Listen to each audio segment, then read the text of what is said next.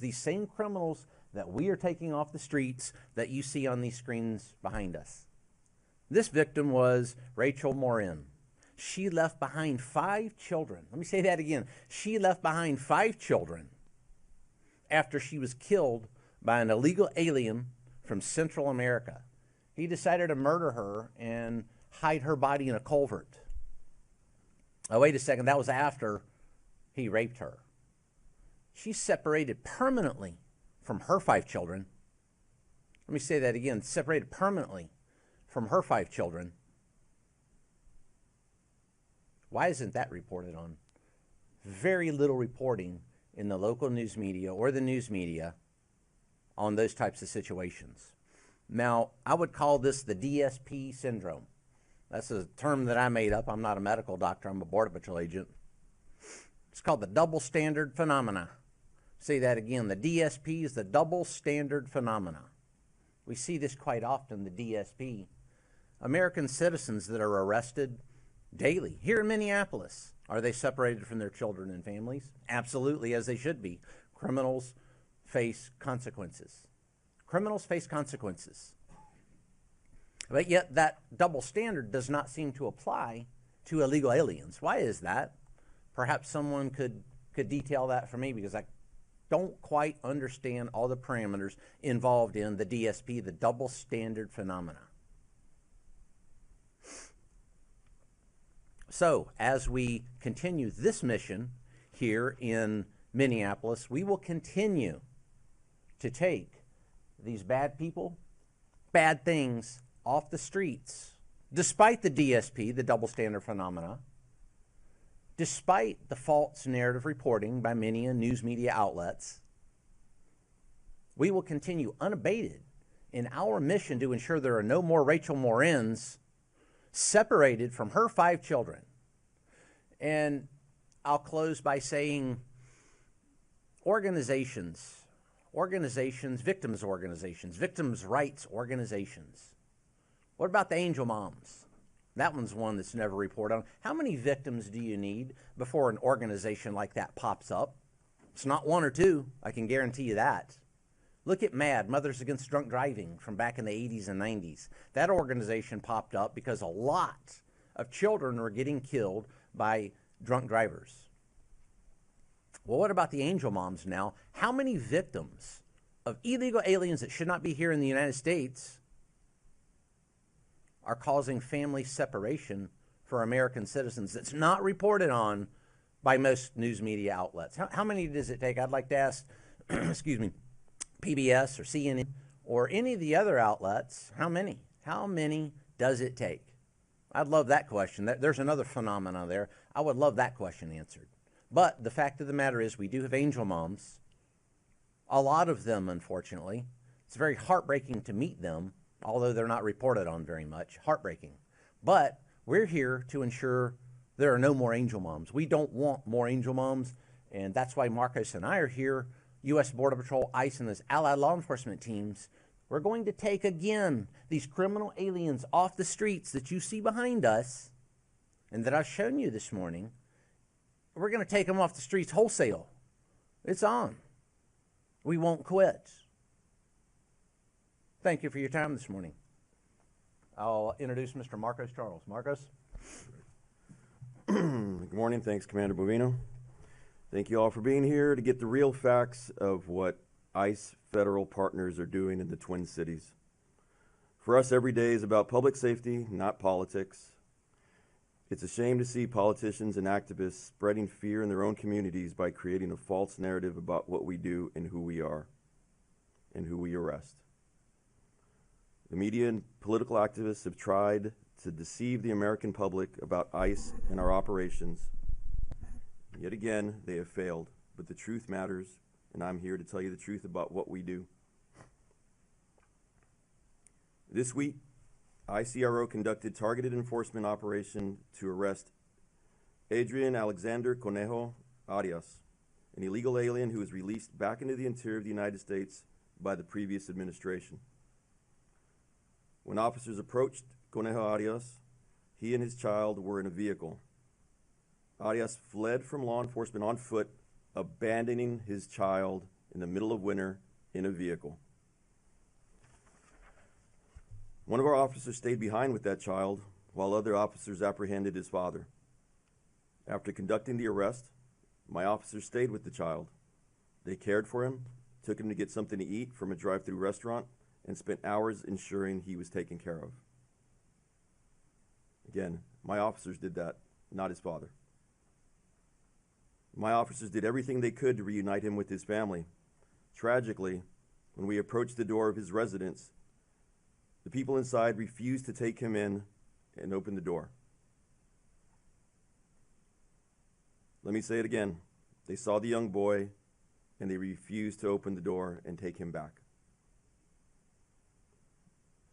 This is the human side of the job that my officers do.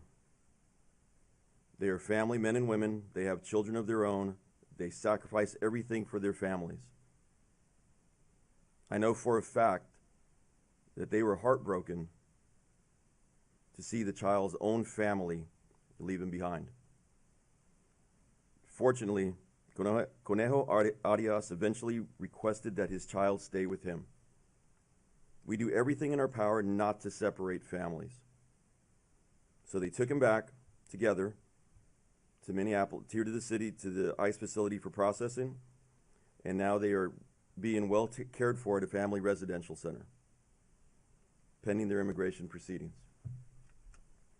This is the real face of ICE, ERO, Border Patrol, and our allied partners. The media doesn't know our officers, we do. My officers do the right thing no matter how difficult or how long it takes throughout the day. Let me debunk a couple more lies. Conejo Arias was not walking to school with his child, and we did not target the child. Arias fled from law enforcement officers and left his child behind. Again, middle of winter in a car. We will enforce the law as it's written, but we will go above and beyond to reunite families because that is who we are. I also want to clarify the recent arrests of the ringleaders of the city's church riots. Federal law protects the freedom of religion and the right to worship without interference. What these agitators did was not a peaceful protest. They rioted at church services. They screamed and harassed children. They denied Minnesotans the ability to worship peacefully. Again, this was not a peaceful protest. You don't go in front of up to a child and yell at them. That is not a peaceful protest. I've been in law enforcement for 33 years now, and this is the first time I've ever seen a protest in a church where they're harassing individuals trying to peacefully worship. It's disturbing to know that these individuals would target sacred spaces and viciously harass innocent families. Sacred spaces must be respected. While I cannot speak to ongoing investigations and prosecutions, I can say that ICE, DHS, and the Department of Justice are wholly committed to maintaining public safety and the rule of law. That is why we are here today. I am calling on everyone, politicians, the media, and activists, to put an end to the dangerous, irresponsible rhetoric once and for all. You are pitting communities against federal law enforcement, and you are pitting neighbor against neighbor in Minnesota. This is why I'm up here almost every day, to show you the good work my officers are doing. This is the same reason that Chief Bovino is up here every day. The public needs to know about the dangerous criminal illegal aliens we're arresting. They need to see the faces of the monsters that these agitators are trying to protect. Yesterday, we arrested the following individuals. Jose Ocampo Leon, a criminal illegal alien from Mexico, convicted of sexual conduct with a child under 16. Also up on these. Gerardo Sanchez Acuña, a criminal illegal alien convicted of drug trafficking. Salvador Salazar Rivera, a criminal illegal alien from Mexico convicted of violent domestic assault that inflicted bodily injury on his spouse. These are not the people that you want living next door to you. Rudy Pineda Aguilar, a criminal illegal alien from Guatemala convicted of criminal sexual conduct. Not the people you want living by your schools. And finally, Jeffrey Ramon Rabanales, a criminal illegal alien from Guatemala convicted of assault, domestic assault, and damage to property. These are the people that those protesters and agitators are trying to protect. Do we have the photo?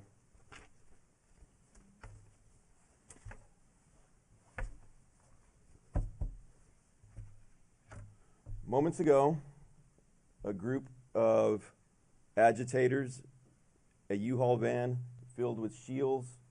Oh, it's not coming up. All right. Shields and gear decided to come over here to the Whipple building and block traffic.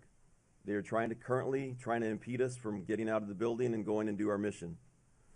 I'll tell you right now, they're going to fail, because no matter what they put up in front of us, we are here to do a job to protect this community, to protect Minnesotans, and to keep the criminal legal aliens off the street and put them where they belong, back into detention, and remove them from this country.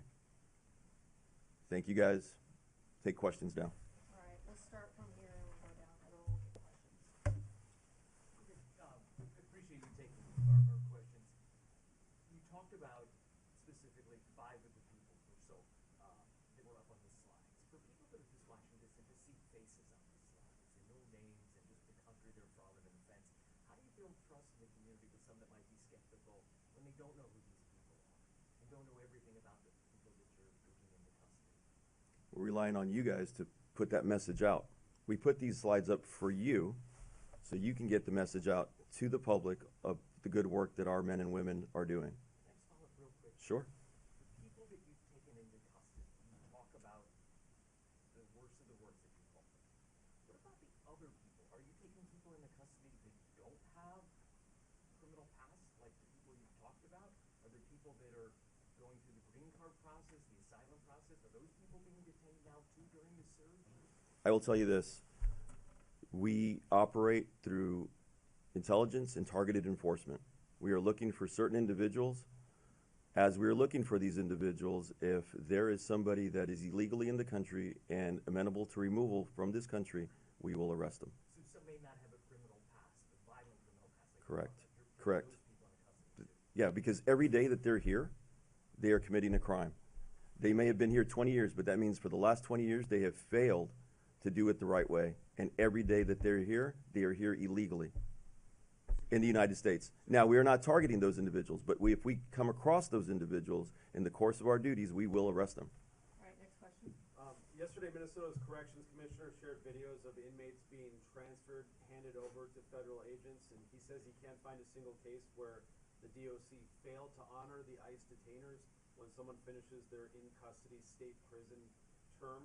And he also says that you are overcounting the number of non-citizens that are in state custody by 1,000. I'm wondering if you can address those discrepancies between what you guys have said in these press conferences and what the state Commissioner of Corrections said yesterday. Yeah, I clarified that yesterday by saying that the Department of Corrections for state of Minnesota does cooperate. They hand people over at the end of their sentence, and we take them into custody. The numbers that we put out aren't, when I say the state of Minnesota, I'm not talking about just the Department of Corrections. I'm talking throughout the state, counties, any municipalities that may be holding people.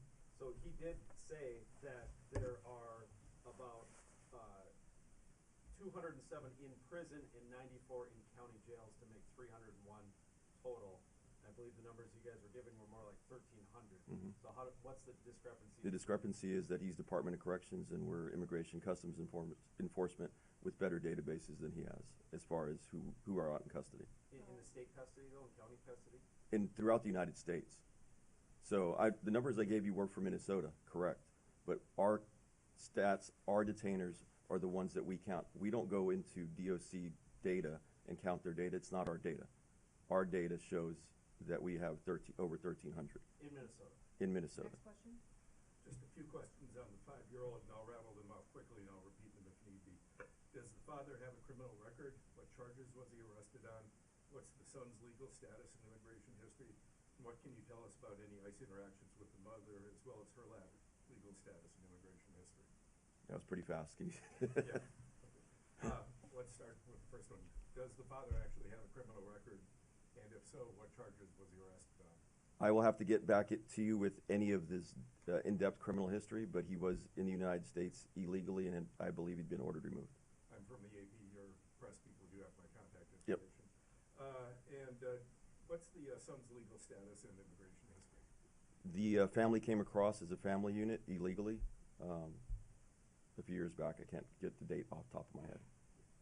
Can you tell us anything about ICE's interactions with the mother as well as her legal status and immigration history? We have not encountered the mother as of this time. My question's for the commander, just given portions of your remarks, sir, and we appreciate you taking questions very much. Of course. Maggie Vespa from NBC News. We have reported multiple times, in depth, quoting DHS's statements, saying that Liam Ramos is being held with his father in Texas. With that context in mind, we still have people saying that they're outraged at the idea of little kids being held in custody at all. So what do you say to those people, and what kinds of conditions are young children being held in?